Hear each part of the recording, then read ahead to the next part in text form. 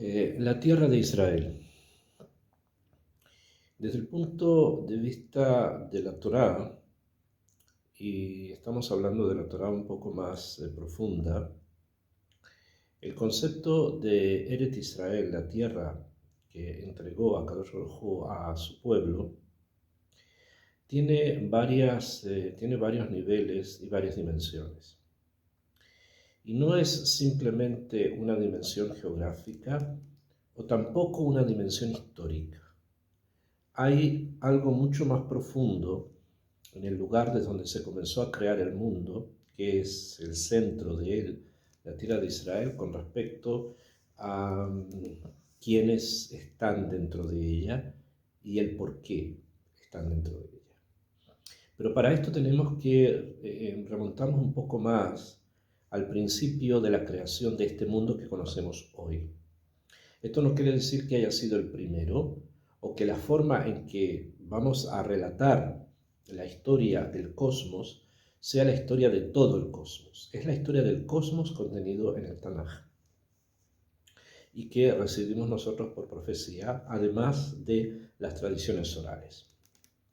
En esto nosotros percibimos o vemos que Hashem Yitbaraj creó tres realidades podemos denominarlas geográficas, para por lo menos tratar de entendernos, que son el Eden, el Gan Eden y el mundo de los cuatro ríos.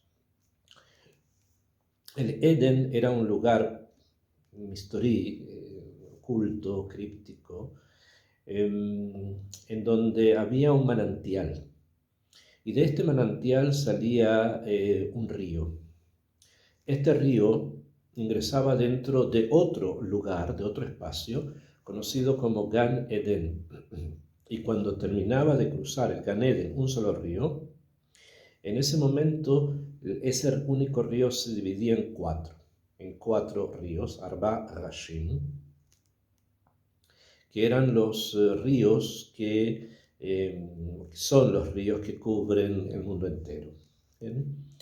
Entonces eso quiere decir que hay tres espacios primordiales. Está el espacio conocido como Edén, el espacio conocido como Gan Eden y el espacio conocido como los ríos. Hashem Yitbaraj crea a Adam Rishon y lo ubica en el Gan Eden, como está escrito en la Biblia. Y su intención era, como sabemos por todas nuestras tradiciones, que Adam Rishon pudiese alcanzar un nivel que le permitiera avanzar al espacio primordial. Que ese espacio primordial es el Eden, a la fuente de donde sale el agua. Sin embargo, por instigaciones de cómo queramos definir el tema y cómo queramos estudiarlo, pero por instigaciones de algunas fuerzas que no pretendían que el hombre se elevara, sino que se descendiera, cometió un pecado que conocemos como el Het de Adam Rishon, o el Het, el pecado del Etzadat, del árbol del conocimiento. Entonces el ser humano fue expulsado del Gan Eden al mundo de los cuatro ríos. Y no solamente que no alcanzó a subir al manantial, o sea, no llegó a la fuente, sino que perdió lo que tenía en ese momento, que era el Gan Eden, donde muchas de las cosas que hoy día nosotros necesitamos construir, hacer, fabricar, crear, etc., estaban dadas a él ya allí de manera directa. Y cae, por decirlo así, en este mundo de los cuatro ríos. Ahora, obviamente el mundo de los cuatro ríos es un mundo de división. Es el mundo, como el Zohar lo llama, alma de Peruda, el mundo de la división, porque ya no es un solo río, o sea, que las aguas que provienen del manantial que está en Edén, que son el símbolo de la unidad, el símbolo de la unicidad del pensamiento, de la sabiduría, de la Jochma, etc., a la región de la idea de Dios, ya no es uno, sino que cada agua está puesta en un surco distinto, que en esos surcos diferentes están separados unos de otros. Y cada uno tiene, obviamente, características diferentes unos de otros. Pero no hay que olvidar que el agua es siempre una sola. O sea, el agua que proviene del manantial de Edén siempre sigue siendo la misma agua, solo que al estar separada en los 4 ríos del mundo en el que vivimos nosotros hoy, nos cuesta un poco entender esa unicidad, entender la unidad de la fuente de la vida que es el agua. Entonces, cuando estamos en este mundo de la separación, nuestra tarea es precisamente tratar de elevarnos, tratar de avanzar, primero por lo menos hasta las puertas del Gan Eden, para de allí tratar de construir aquello que debía haberse construido en un momento original y subir hasta el manantial. Para poder comenzar a hacer eso se necesita mucha fuerza, se necesita una fuerza muy grande, porque es, entre comillas, luchar en contra de la corriente o nadar en contra de la corriente. El agua simplemente gira o va o se mueve, fluye hacia el mundo de los 4 ríos. Entonces quiere decir que la dirección es esa y nosotros tenemos que hacer la dirección inversa, tenemos que ir hacia atrás. Debido a esto es tan difícil el mantenimiento de la Torá, las mitzvot, las ideas del monoteísmo, aparecen y desaparecen a veces en el mundo y las personas se confunden con respecto a lo que tienen que hacer o cómo hacerlo. Sin embargo, aquí, en este punto, es importante tener la conciencia de que siempre estamos yendo hacia un punto unitario. Tenemos que avanzar hacia una unidad. Y esa unidad, como dije, es la fuente en el Edén. Estas 3 realidades son 3 realidades que a nivel simple, o sea, a nivel, digamos, de nuestra vida cotidiana, nosotros vamos a definirlas dentro del sistema que se va a conocer como la Tierra de Israel. Entonces, en un mismo espacio geográfico, entre comillas, digo geográfico porque no es eso, es algo más que eso, tiene 3 denominaciones. Se denomina de tres formas. Esta tierra se llamó, en muchas partes de la Torá se la conoce como Eretz Canaán, la tierra de Canaán. Bueno, la palabra Canaán indica un pueblo que vivía acá, pero era uno de los 10 que vivían aquí. Eran 10, fueron 7, quedaron 1, 2. No me llamé. En lo que la Torá se refiere a que hay una presencia extraña. Una presencia extraña, como en el Gan Eden había una presencia extraña, también aquí lo había.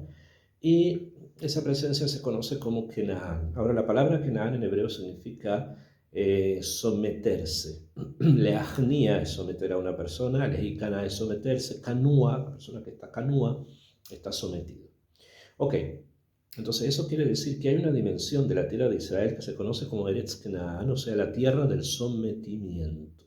¿Esto qué quiere decir? Que hay un matzab, hay una situación, un estatus en que hay conflictos de poder y una persona quiere someter a otra. Y una persona quiere librarse del sometimiento a otra. Esa es la situación de Am Israel y de su tierra en la época del Galut. En el Galut, aunque vivamos dentro de ella, estamos en situaciones de conflictos precisamente de poder. ¿Quién es el que decide por mí? O si me permiten a mí decidir por mí, para que me lo permitan, necesito liberarme del sometimiento, etc., ¿no? Esto es una historia muy conocida en todas partes del mundo, pero aquí, en Eretz Israel, tiene su contexto espiritual muchísimo más enraizado. Después hay un nivel mayor, que es el nivel de la tierra de Israel en el marco de la Geula. Y es acá donde Eretz Canaán se va a denominar Eretz Israel.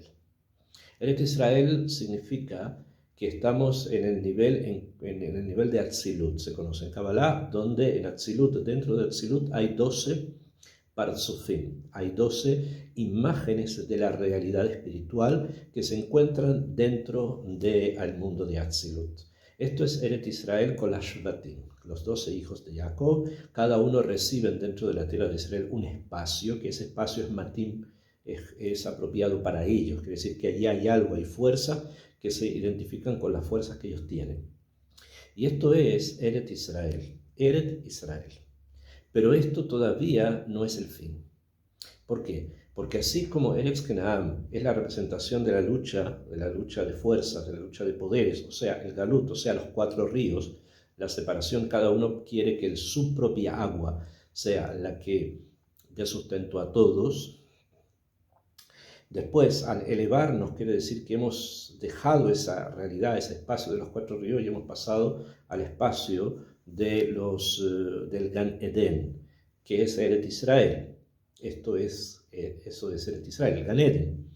Por lo tanto, el Gan Eden es un lugar, un conglomerado donde el pueblo de Israel, los hijos de Jacob, que es Israel, están asentados a través de sus 12 parzufim, de sus 12 energías dentro de este espacio, que no necesariamente tiene que ser gvuli, geográfico como lo tenemos hoy. Bueno, hoy no tenemos Eret Israel en ese sentido, pero también en las épocas antiguas no era necesariamente lo que hoy nosotros conocemos como geografía.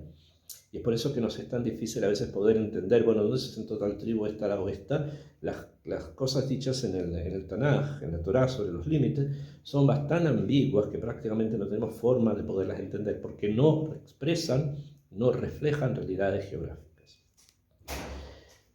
Y por último tenemos una tercera realidad que se llama Eretz Elioná, donde la tierra de Israel solamente va a recibir la denominación de Eretz, tierra, que es la tierra superior, que es el Eden donde está la fuente. Hacia allí tenemos que llegar, hacia allí tenemos que ir.